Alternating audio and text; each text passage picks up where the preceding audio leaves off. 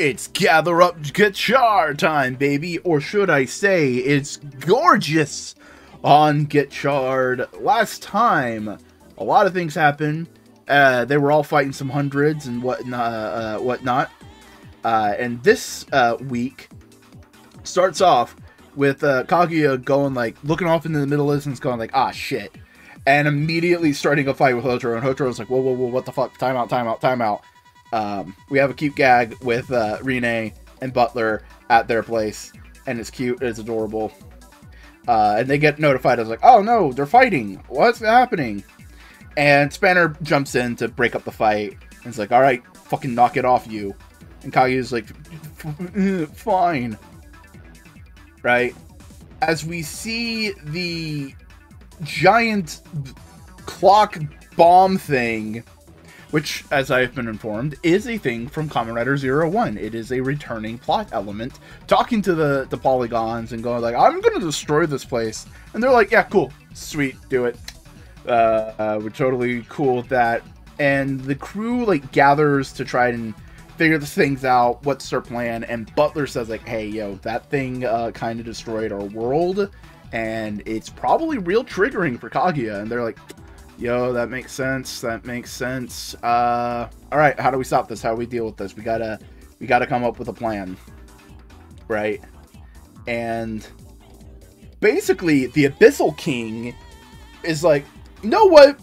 That dude who had the arc belt, he was kind of cool. Let's bring him back. And so he's back, and he's like, wait, what's going on? And he's like, hey, do you want to fight the gold guy? And he's like, fuck yeah, I want to fight the gold guy. Alright, cool, here you go. I'm going to give you some extra amalgam powers, so you can be cool and badass and have a new suit. Legend shows up. They have a little fight there.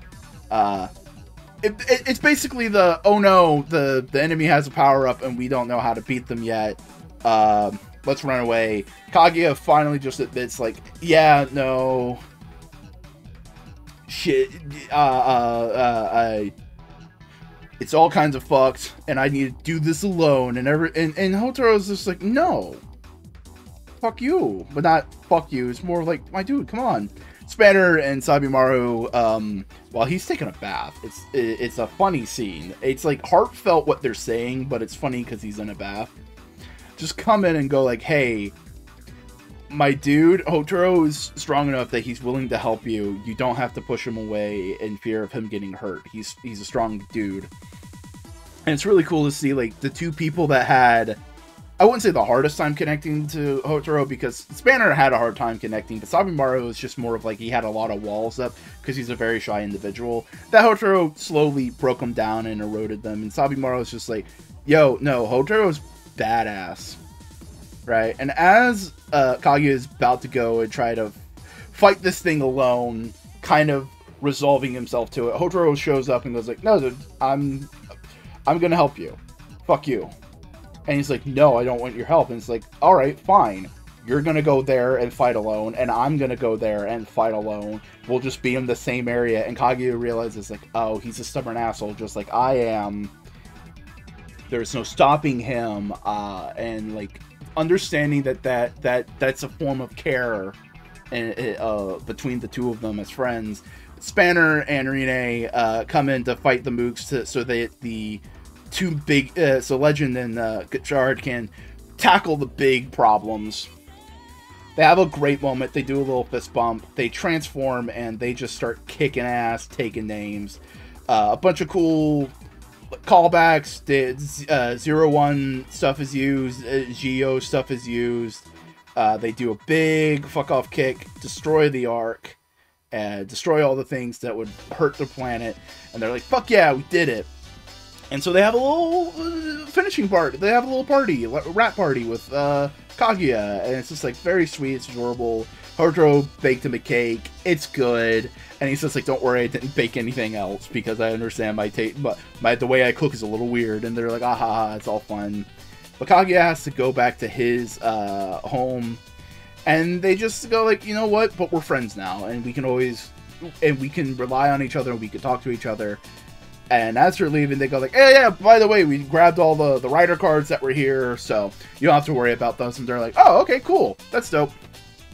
They walk through the veil, and Kaguya is worried because he sees fucking future Hotaro, Daybreak, struggling, and he's like, oh no, my friend, something's going to happen to him as the Abyssal King is fucking talking to a Digi-Egg.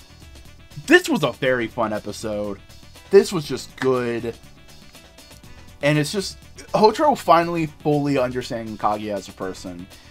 And realizing that, like, all these barriers of communication he has, all these things are just a front that he puts up to protect himself, to protect others, protect all those kind of things. But Hotaro figures out how to break him down without being an asshole about it. Like, he could just yell at him and goes like, fucking fuck you, let me help you. But he understands that the walls he puts up are trying to protect himself and all these different kinds of things. So Hotaro figures out a way to get through them without dismantling who the person is, who Kaguya is. And because of all that, he's acknowledging that, you know what, Kaguya's had a tough life. It's understandable that he's putting up these fronts. He's not wrong for it, but it is making it harder for genuine friendships to occur. And that it is okay to let Hotaro into this emotional sphere, right? Because Kaguya understands Hotaro's like, oh, he's not just like a happy-go-lucky dude.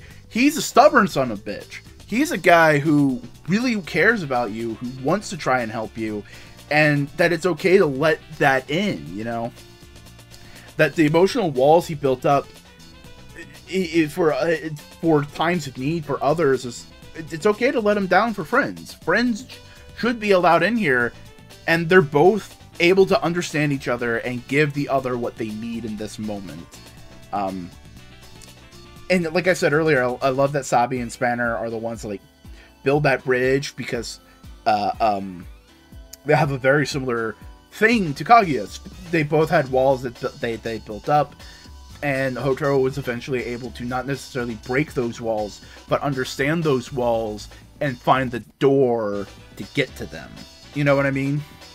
But they now both implicitly trust Hotaro, and they impart that trust onto Kaguya and say like, hey, he's not full of bullshit. He's not full of hot air. He means what he says. You can trust him. And now Kaguya also trusts Hotaro. And so in all this regard that we're looking through, it's like, what does this little arc mean? What does it all amount to? Because it feels a little bit like a diversion. It's not a diversion. It's a part of the major theme of empathy and understanding of Gotchard, because the hundreds really are just the problems our friends suffer. Hotaro doesn't have to deal with the hundreds week to week, but Legend does. Kaguya does. And just understanding that, hey, these are the problems you're suffering through, and being there to lend a helping hand, be there to be the shoulder to cry on, it helps. This little... And it's also just like how even when you're in a tough spot, you can lend your ear to someone else, be there for someone. Helping others helps you as well. And that's the ultimate reason for this little miniature arc to exist. And ultimately, it also is fun because it just shows Abyss being seemingly in control, because he sees all this stuff goes down and he's just like, all right, let's see if they can cook. Let's see if they can. And he's like, all right, they can't. All right, let's see what I can get out of this so I can go forward with my master plan. You know, it's not wholly removed from the ongoing plot, but this was a really good episode. Solid action. The acting was pretty good. It was fun, again, to see all the other suits. Just fun to see all the continuity. And it's also just good to see how this crew, Kaguya, there's like the crew's working now. Like they're a well-oiled machine. They're helping each other out. They're being there for each other, and that's just really cool. You know, it's also really cool following me on social media platforms and pressing the subscribe button and the like button down below. Tell me what you thought of this video. Leave a comment, and we'll talk about it in next week's video. But if you like videos like this and you want to see more, I am reviewing Kamen Rider Agito over on my Patreon. For as little as $1 a month, you can get exclusive videos like that, exclusive Patreon podcasts, and much, much more. But in the meantime, like I said, we have some comments to deal with. First things first, from just some random guy. Yeah, Kaguya is, like, he's a good little shit. Like, you understand why he's being a little shit, right? And, like, Hotaro's very much an unchanging protagonist. He's very much like Gento from Forze, right? And it's always, like, how he relates to other people, and that's the fun thing to watch. Much like his relationship with Spanner.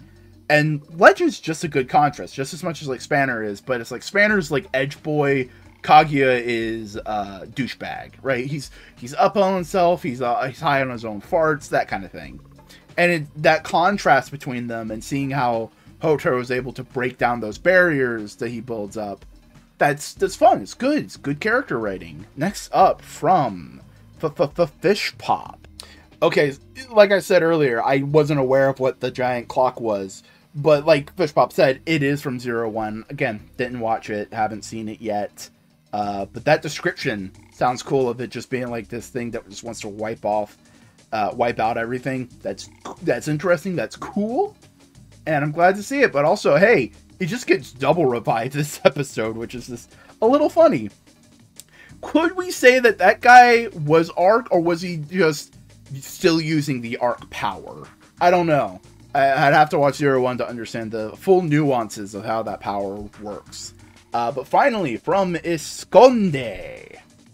Yeah, with all the Butler scenes these past few episodes, Kachiki's actors low-key proven just how much of an MVP is this season. Just all the comedy is able to add to it. Just like it's great.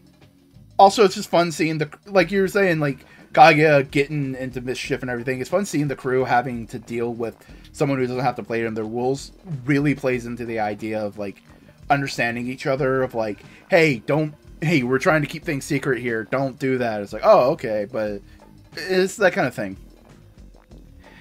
And like the whole thing with what happened last episode with Kaguya, it's very much Hotaro is just trying to protect Hopper, right? He understands how the Kemis can be abused, but that trying to that protection idea, kind of treated Kaguya like an asshole, but he's not an asshole. He's respectful, and so the extreme reaction caused friction. But ultimately, Butler and Hopper were able to go like, "Hey, yo, dude, it was bad, but it wasn't that bad. We can all become better." And like, even though Hotaro has this high level of emotional intelligence, he still needs help sometimes. He still needs other people to understand where he's coming from, and that's really cool. That's really nice.